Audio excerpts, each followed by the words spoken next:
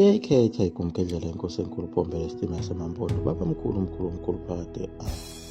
Zaqhubeka njalo izinhlelo zokulanda umzimba wakhe uShembe eMkhayidini kwelaseMzingazi, kanti naye uMafukuzela wayiphithizela phela ebhala ephepheni Ilanga njengoba wayeumphathi walo Ilanga iphinde ebe umhleli welanga laseNatali elalibhalwe ngaso isiNgisi nesiZulu.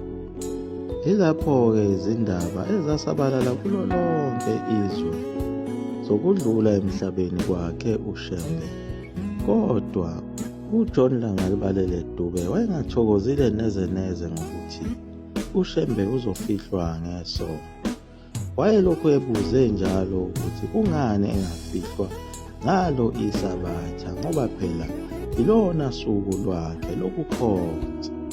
Kodwa umfundisi uMngoma wenqaba wathi kufanele kube yilo usuku langesono.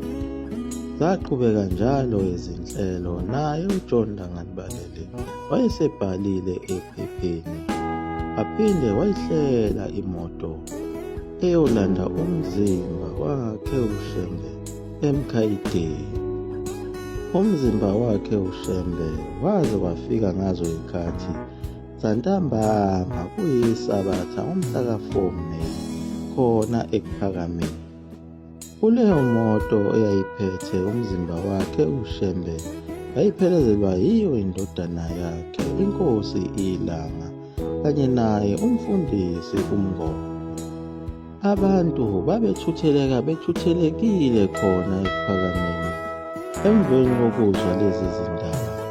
Abakholwayo nabangakholwa nabo abasezimishini babefika khona lapha emzini waseKuphakameni bezobukisisa kahle ukuthi ngempela le mbangi yabo enkulu kangaka abayizondayo ihambile ngempela. Umzimba kaShembe ufika lapha nje ngomhla ka-4 Meyi kuyisabatha. Kunabantu ababelokhu behleli khona kusukela ngayizolo ngomhla ka-3 abalale khona lapha egcekeni, njengoba babegcwele kakhulu amandiya nabo abelungu nabantu abemnyama ababethanda uShembe. Yathi ingangena ngaphakathi imoto eyayithwele umzimba wakhe uShembe yama, kwase kwehla inkosi Ilanga kuqala. Akekho umuntu owayekhala njengoba naye uShembe wayeyaleze kanjalo ukuthi bengakhali. Kodwa kwazwakala ngayo ingcwele eyakhuzwa ngabantu uma kufika le moto eyayithwele umzimba wakhe. Kwakugcwele kakhulu kuwo umuzi waseKuphakameni, njengoba kwakukhona ngisho ababesuka khona eGoli, ungekho ngisho indawo yokunyathela. Kepha abasezimishini babehleka kancane ukuthi lento izowuphela yonke njengoba uShembe esehambile. Abefundisi basezimishini babethokoziswa nayiko ukuthi laba bantu abaningi kangaka sizohlukaniselana bona. Abanye bayongena kwelami ibandla nabanye bayongena kwelakho ibandla.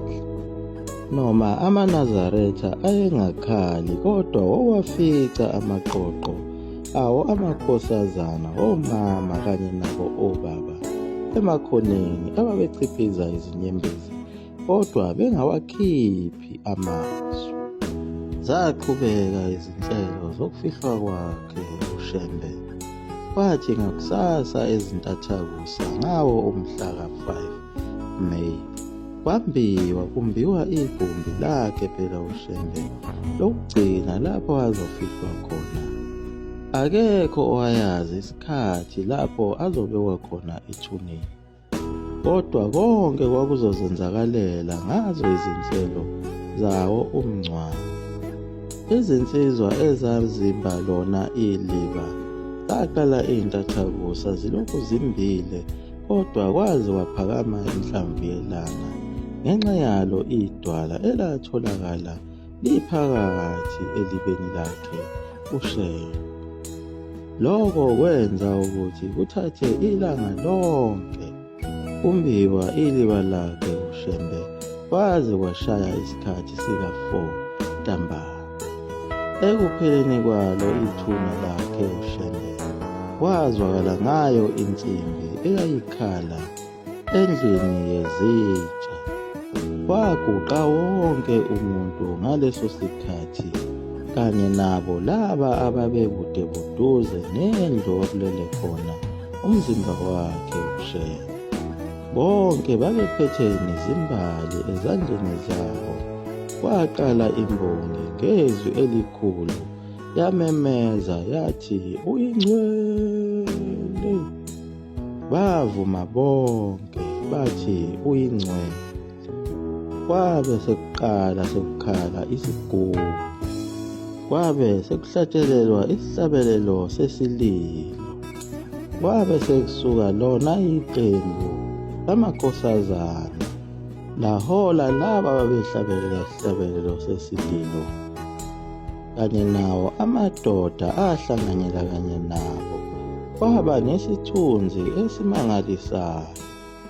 Yilapho-ke izinyembezi ezazehlela kuwo wonke umuntu owayekhona, amadoda kanye nabo abesifazane, ngisho nabo abelungu namandiya. Kwenzeka konke lokhu, ibhokisi lakhe uShembe laselikhishelwe ngaphandle, selizungezwe yibo abomndeni wakhe abambalwa, kanye nabo abefundisi nezikhulu zakhona lapha eNanda. Wathathwa umzimba wakhe wayobekwa khona eParadesi, endaweni ayijwayele ukwenzela khona izinkonzo ezinkulu zaleli bandla. Ilapho waqala khona inkonzo yokumphelekezela eyayiphethwe kuye umfundisi uHlatshwayo. Wayiphatha ngesikhulu isizotha inkonzo, waphinde wabayala ukuba bangalili ngoba uShembe wayesho kanjalo. Waphinde wabaqinisa idolo ngokuthi uShembe akafi, kepha kusuke kuyiyo inyama esuke isiyikhathele elala ethuneni. Yaphela inkonzo, kwabe sekuyiwa khona ethuneni lapha azobekwa khona. Umfundisi uHlatshwayo wabe secela umshumayeli uDaniel Goba ukuba enze umthandazo. Emveni kwalowo mthandazo kwabe sekukhuluma zona zikhulu zakhona eNanda kanye nomakhelwane, bakhuluma ngayo imisebenzi yakhe uShembe nothando nomusa ayenalo kubantu.